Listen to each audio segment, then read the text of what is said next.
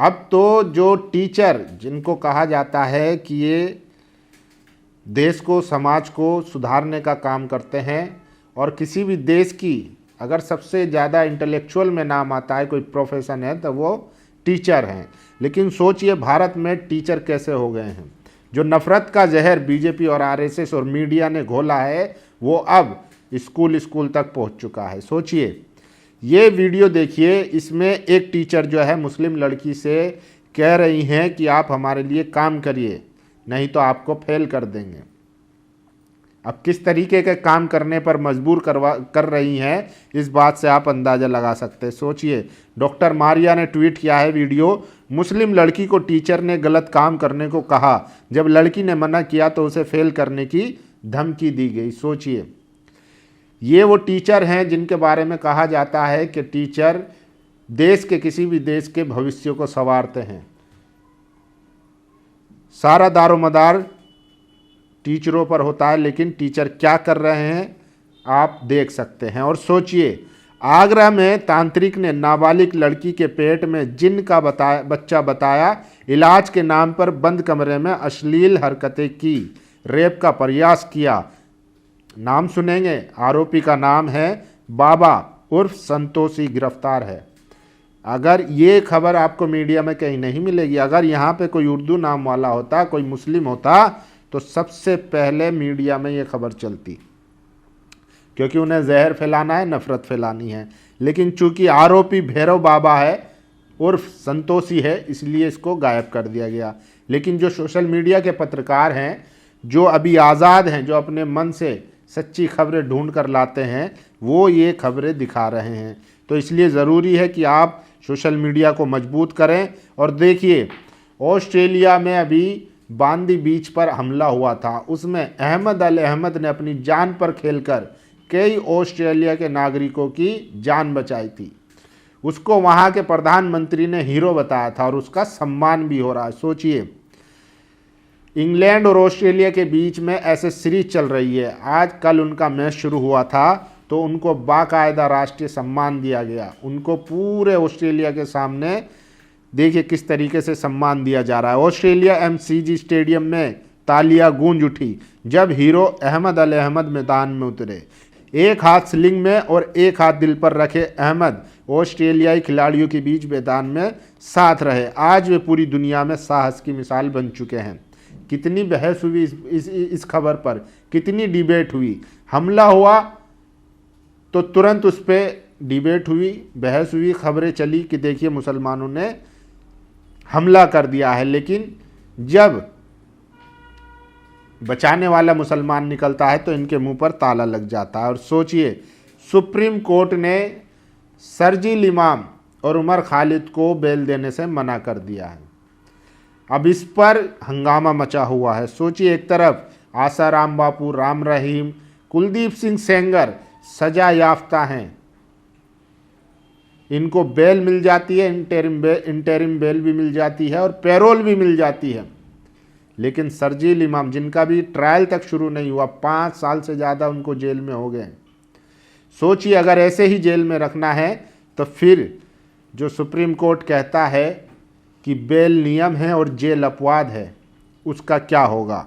इसीलिए राजदीप सरदेसाई लिखते हैं, so no bail to Umar Khalid, says Supreme Court, no personal liberty under UAPA. This despite the fact that even the trial has not begun after more than 5 years. Meanwhile, rape and murder convict Ram Rahim has been given parole once again. Prior to his latest parole, VVIP convict Rahim has come out of prison 40 times since being convicted in 2017. ये है India का criminal justice. सोचिए, 2017 में सजा हुई थी और जब से अब तक 14 बार वो पैरोल पा चुके हैं राम रहीम। आप अंदाज़ा लगा सकते हैं कि किस तरीके से सरकारें चलाई जा रही हैं। उमर खालिद और शरजील इमाम अलग अलग स्थिति में हैं और समानता और अपराध के मामले में इसे नज़रअंदाज नहीं किया जा सकता, सुप्रीम कोर्ट ने ये कहा है। उमर खालिद और शरजील के बेल की अर्जी को ना सिर्फ रिजेक्ट किया गया बल्कि ये कहा गया कि दोनों 1 साल तक बेल के लिए अपील भी नहीं कर सकते। गुलफिशा, मीरान, सलीम, शिफा, शादाद और अन्य को बेल मिल गई है। समझ नहीं आ रहा क्या कहूँ, स्तंभ हूँ। प्रियंका भारती आरजेडी की प्रवक्ता, उन्होंने ये ट्वीट किया है। सोचिए और ये देखिए, अगर जुनैद डर जाता और अपनी आत्मरक्षा ना करता तो शायद मर जाता। 20-25 गुंडों की भीड़ ने हमला किया था, लेकिन ये बहादुर अपनी जान बचाने के लिए उन सबसे अकेला भिड़ गया। सोचिए, मुसलमानों को लिंच करना, उनको घेर कर भीड़ के जरिए मारना कितना आसान हो गया है। लेकिन सलाम हो जुनैद जैसे निडर, बेबाक, बेखौफ नौजवान को, जिसने हिम्मत नहीं हारी और इन नफरतियों के सामने सरेंडर नहीं किया। वो लड़े और अपनी आत्मरक्षा के लिए सबसे भिड़ गए, और जब भिड़े तो वो बुज़दिल कायर लोग दुम दबाकर भागते हुए नजर आए।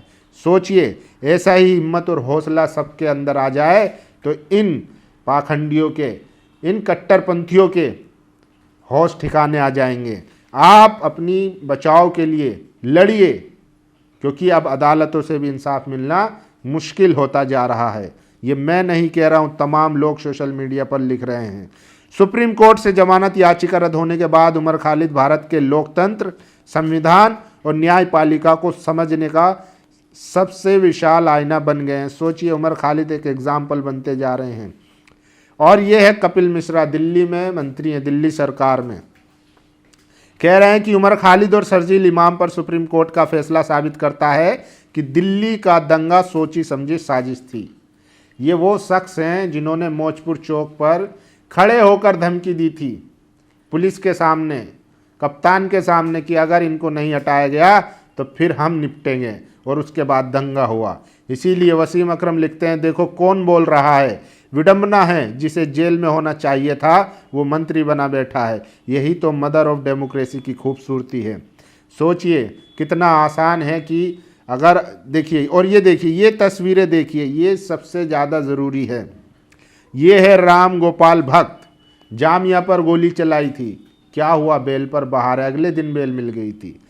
और फिर ये तस्वीर देखिए, ये मुंह पर नकाब लगाए हुए जेएनयू में हमला बोला गया था, इन लोगों को भी तुरंत जमानत मिल गई, इनकी तो शायद गिरफ्तारी भी नहीं हुई थी। और ये देखिए, ये है अनुराग ठाकुर जिन्होंने कहा था गोली मारो, और कपिल मिश्रा, ये वो लोग हैं उस टाइम जब दिल्ली दंगा हो रहा था, जो लगातार शाहीन बाग और ओखला और मुसलमानों को लगातार टारगेट कर रहे थे और बहुसंख्यक समाज को उकसा रहे थे, जिसके बाद दंगे हुए।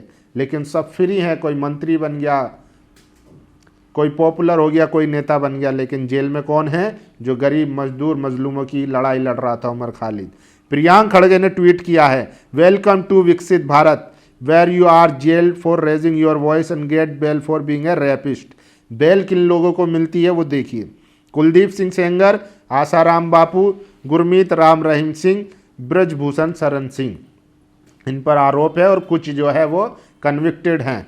और जेल किसको मिलती है, उमर खालिद, सोनम वांगचुक। सोचिए, सोनम वांगचुक जैसे विजनरी आदमी को, साइंटिस्ट आदमी को जेल में डाला हुआ है यूएपीए में, जिसको मैग्सेसे जैसे अवार्ड मिल चुके हैं, जिनके ऊपर फिल्म बन चुकी है 3 इडियट जैसी, वो शख्स जेल में है, तो फिर देश का विकास क्या होगा आप समझ सकते हैं। अगला नाम है सागर गोरखे, रमेश गायचोर। ये वो लोग हैं जो अपनी आवाज़ उठा रहे थे, सरकार से सवाल कर रहे थे, लेकिन आज जेल में हैं। 2 man, Naveen Dalal, Darvesh Shahpur were arrested for firing shot at Umar Khalid in 2018। They were granted bail immediately after and one of them contested to assembly election. Meanwhile, Umar Khalid bail yet again after more than 5 years in jail. Democratic thing.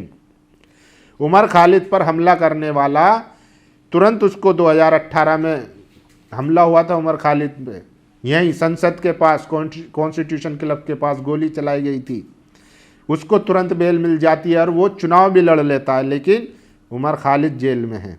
तो ऐसे, और सोचिए जहाँ से payroll मिलता है, जरूरी वहाँ कोई राम रहीम का चेला बैठा है, नहीं तो हत्या और बलात्कार के दोषी को इतना पैरोल कहाँ मिलता। 15वीं बार जो है इनको पैरोल मिला है राम रहीम को, कन्विक्टेड हैं, 8 साल में 405 दिन बाहर रह चुके हैं।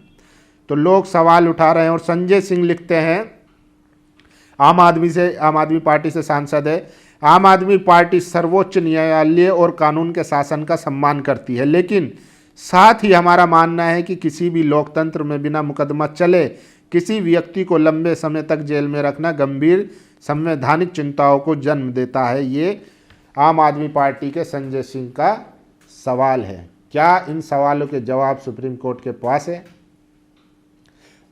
क्या जिस तरीके से नफरत फैलाई जा रही है और आए दिन खुले तौर पर हत्याएं, लिंचिंग, बलात्कार और उनके समर्थन में रैलियां निकलती है, क्या उन पर भी कार्रवाई होगी? वहीं दूसरी तरफ अगर शर्जील और उमर खालिद है तो बिना ट्रायल के भी आपको सालों साल जेल में रखा जा सकता है, सड़ाया जा सकता है और याद दिलाया जा सकता है कि आप इस देश में कौन से दर्जे के नागरिक हैं। अपनी राय जरूर दीजिए। शुक्रिया।